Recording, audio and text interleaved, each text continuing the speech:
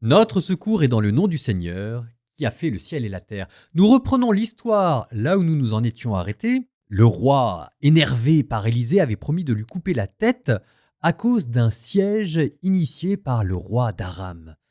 Élisée va-t-il réussir à sauver sa vie? Stress. Deuxième livre des rois, chapitre 7.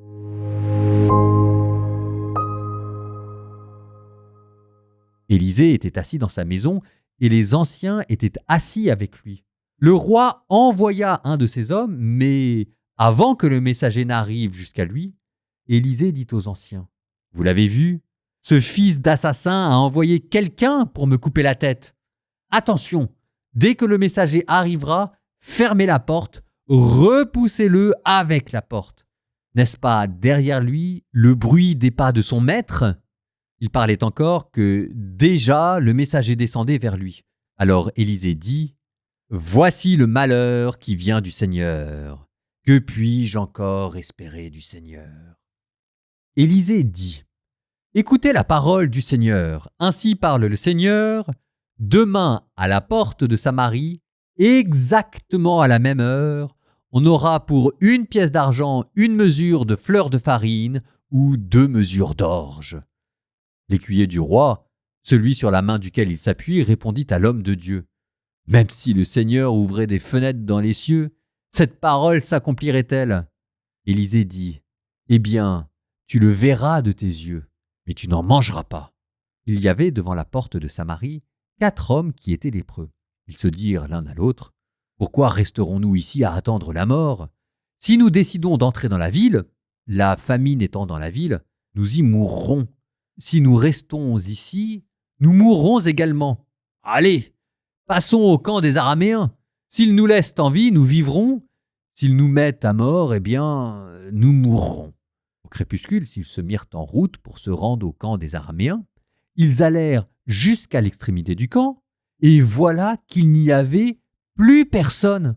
Le Seigneur avait fait entendre dans le camp des Araméens un bruit de chars, un bruit de chevaux, le bruit d'une grande troupe, et ils s'étaient dit l'un à l'autre: « Voici que le roi d'Israël a pris à sa solde les rois des Hittites et les rois d'Égypte pour marcher contre nous. » Au crépuscule, les Araméens s'étaient mis en route et avaient pris la fuite, abandonnant leurs tentes, leurs chevaux et leurs ânes.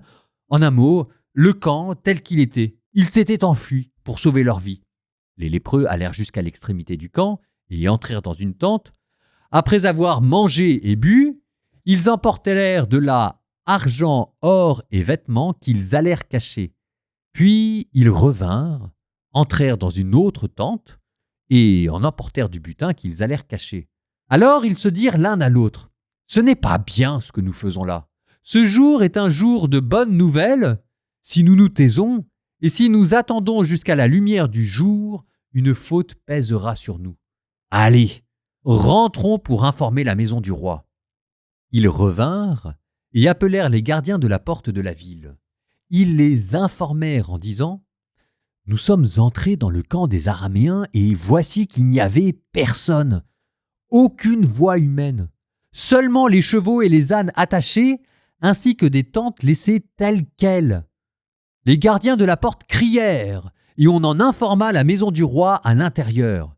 Le roi se leva de nuit et dit à ses serviteurs: « Il faut que je vous explique ce que les Araméens nous ont fait. Ils savent en effet que nous sommes affamés. Ils sont donc sortis du camp pour se cacher dans la campagne. Ils se sont dit: « Les gens de Samarie sortiront de la ville. Nous les prendrons vivants et nous entrerons dans la ville. » Un des serviteurs répondit: « Que l'on prenne donc 5 chevaux sur les derniers qui restent dans la ville. Ils sont comme toute la multitude d'Israël qui reste dans la ville, comme toute la multitude d'Israël qui est proche de sa fin. Envoyons-les et nous verrons. » On prit donc 2 chars avec leurs chevaux, et le roi les envoya sur les traces de l'armée des Araméens en disant: « Allez, voyez. » Ils partirent sur leurs traces jusqu'au Jourdain. Or, tout le chemin était jonché de vêtements et d'ustensiles jetés par les Araméens dans leur fuite précipitée. Les messagers revinrent en informer le roi. Alors le peuple sortit et pilla le camp des Araméens. On eut pour 1 pièce d'argent 1 mesure de fleur de farine ou 2 mesures d'orge selon la parole du Seigneur. À la porte, Le roi avait posté l'écuyer, celui sur la main duquel il s'appuie. Les gens le piétinèrent à la porte, et il mourut, comme l'avait dit l'homme de Dieu lorsque le roi était descendu vers lui. Tout se passa selon la parole que l'homme de Dieu avait dite au roi. On aura pour 1 pièce d'argent 2 mesures d'orge ou 1 mesure de farine, demain exactement à la même heure à la porte de Samarie. L'écuyer avait répondu à l'homme de Dieu, « Même si le Seigneur ouvrait des fenêtres dans les cieux, cette parole-là s'accomplirait-elle » Et Élisée lui avait dit, « Eh bien, tu le verras de tes yeux, mais tu n'en mangeras pas. » C'est ce qui lui arriva. Les gens le piétinèrent à la porte, et il mourut.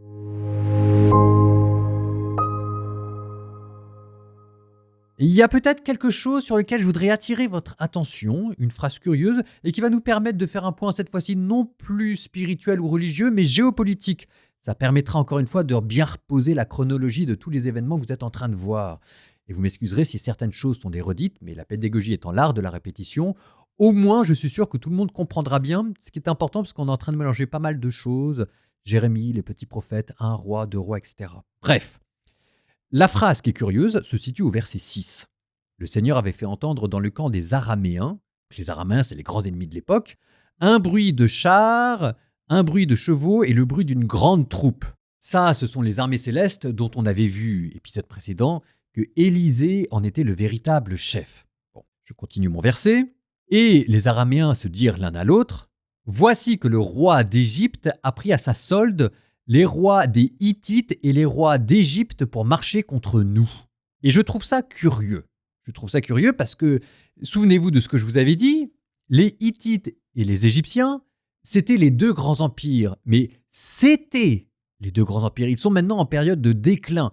L'empire hittite s'est totalement décomposé en une multitude de petits royaumes indépendants et l'empire égyptien est en pleine récession. Et je vous ai expliqué que ces 2 grands empires qui avaient dominé la région, en laissant leur place, avaient permis à ces royaumes, Aram, Israël, d'émerger. Et là, on nous présente ces 2 empires hittites et égyptiens comme faisant un retour, un comeback tardif sur scène.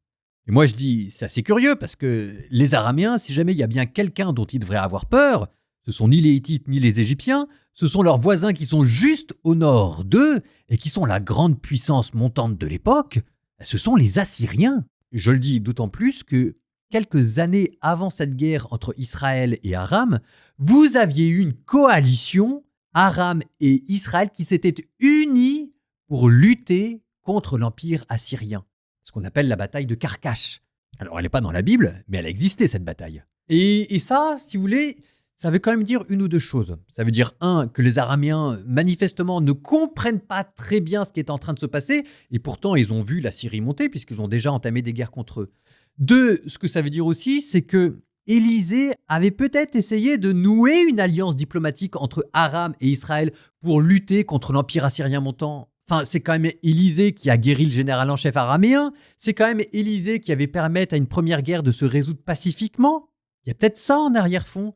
Et le fait que maintenant ils soient à nouveau en train de se faire la guerre les divise, les affaiblit, et ils ne seront pas prêts quand les grands empires de l'Est, les grands empires mésopotamiens vont arriver. C'est ça la signification profonde, géopolitique de ce chapitre que vous venez d'entendre. Et quand vous avez ça en tête, ça prend une autre tournure. En fait, ce chapitre, c'est une préfiguration de ce qui est en train d'arriver. Les grands empires qui arrivent et personne n'est prêt.